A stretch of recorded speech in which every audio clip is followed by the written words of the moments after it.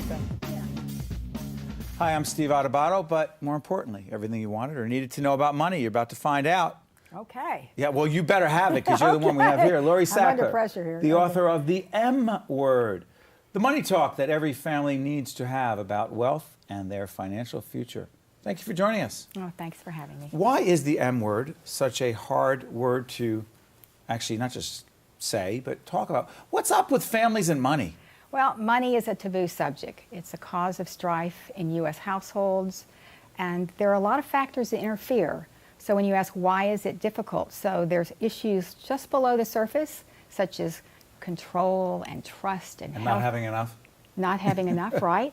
And Right. then there's another set of factors that go more psychologically, deeper. How about money? Yes. Psychological? By the way, you should make it clear that you do have credentials here. Tell folks about your credentials. Okay, well, okay. People are like, who is she to be talking about this? Let's go. Okay, so I'm a senior vice, I have to give my title, Senior Vice President of Morgan Stanley Wealth Management. Oh, stop bragging. Okay. No, I'm only and kidding. What else? and I'm a CPA, a CFP, and a Certified Investment Management Analyst. A lot of alphabet So letters. I like have a that. lot of licenses. Yes, A lot I'm of- impressed.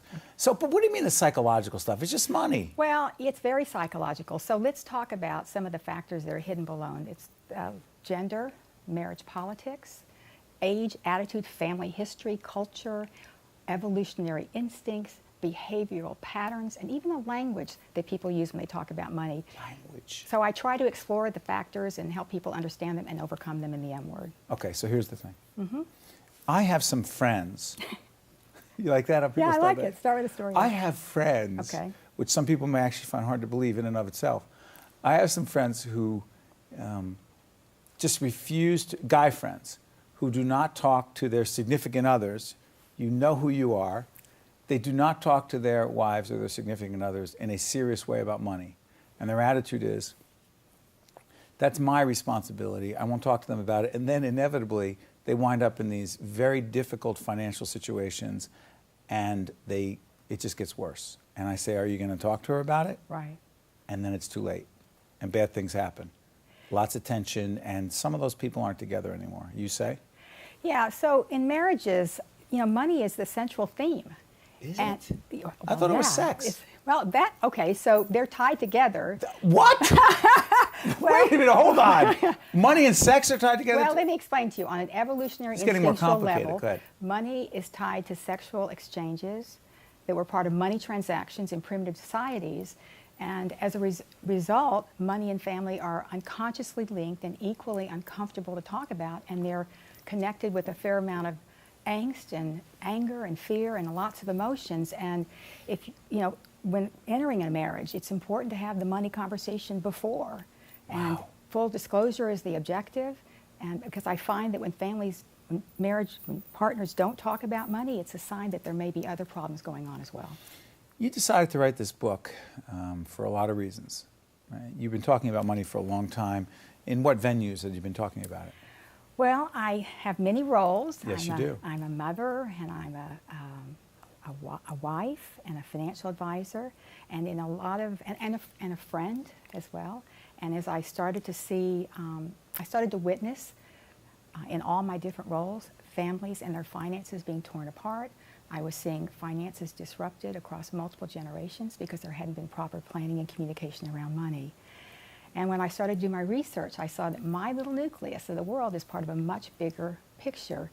There's a 70% failure rate in transferring wealth across generations. It's a worldwide statistic. And the breakdown in communication and trust is at the heart of these failed transfers and loss of money and family harmony. Break that down. Yeah, was confused by that. So in transferring wealth across generations, Right. in 70% of the time, What happens? what happens is failure is defined as loss of control of assets through mismanagement, poor investments, or the like. And oftentimes it's eaten up through litigation and So for example, conflict. say there are siblings, Mm-hmm. and they start arguing over assets of the parents, whatever, and they're not communicating clearly, and they go to litigation. A lot of that money gets eaten up because their inability to communicate effectively. Well, I think it goes, let's go back a little Okay. bit.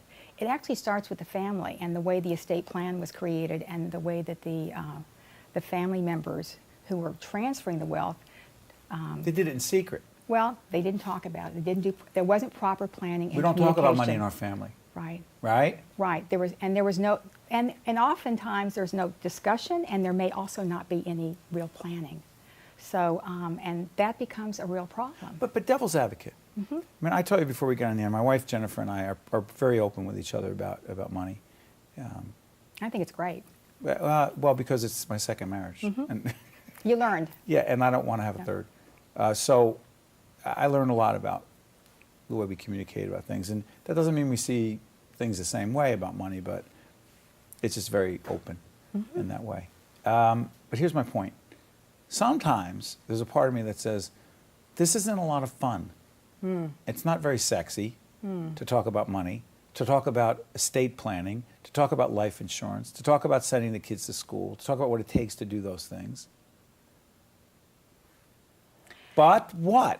Well, if you don't, you run the risk of not only losing the estate that you've spent time building and managing in the transfer to the next generation, but you could create a lot of conflict between various family members. So people who do this right, there tends to be plenty of communication, lots of preparation, opportunities, targeted times to talk to family members, to prepare them, to educate them, so that there can be a successful and smooth transition. And that's what it's my goal, is to help families keep their finances and their family members and the relationships intact through all of life's transitions. But you also believe that it's very hard for individuals to do this themselves, and you do need some outside help. Yes. How do you get really good outside help? Well, I liken it to picking your medical advisors. People go to great length to find the right doctors when it's a serious issue. And I feel that expertise is required in whatever transition point you're dealing with in life. Finding the right team of experts is really critical. So I spend a considerable amount of time helping people pick these right advisors, and I provide some tools, some questions, some guidelines. So there should be plenty of due diligence and interviewing, asking the right questions. But you want to figure out which are the advisors you need depending on the circumstances and the issues that you're dealing with. You're talking about people, before I let you out here, you're talking about people who have the kind of assets that would require them to have financial advisors. Or is it anybody? Not necessarily. I say regardless of economics, Really? size configuration, gender composition, that these conversations need to take place. Now, granted, the larger the estate, the more complicated and maybe more professionals required. But the conversation is difficult regardless of whether or not you have $10,000 or $10 million. Doesn't matter. It doesn't matter. And the kids are going to fight over it, and there's going to be conflict if you don't prepare for that transition, wisely. The M word should not be so taboo. Thank you. The M word, the money talk that every family needs to have about wealth and their financial future. Lori Sackler. And the website to learn more information, themword.com. Themword.com. Hey, thank you, Lori. Thank you. This was great. No, stay right there. Don't run. Don't run. Sorry. You want to get out of here so soon? I thought you were done. I got questions when we get off the air. Oh, okay. Stay right there. We'll be right back right happy. after this. Okay. Thank you. Oh, I'm sorry. If you would like more information on this program, or if you'd like to express an opinion, email us at info@caucusnj.org. Visit us online at oneonone.org, or find us on Facebook at facebook.com/Steve Adubato, PhD.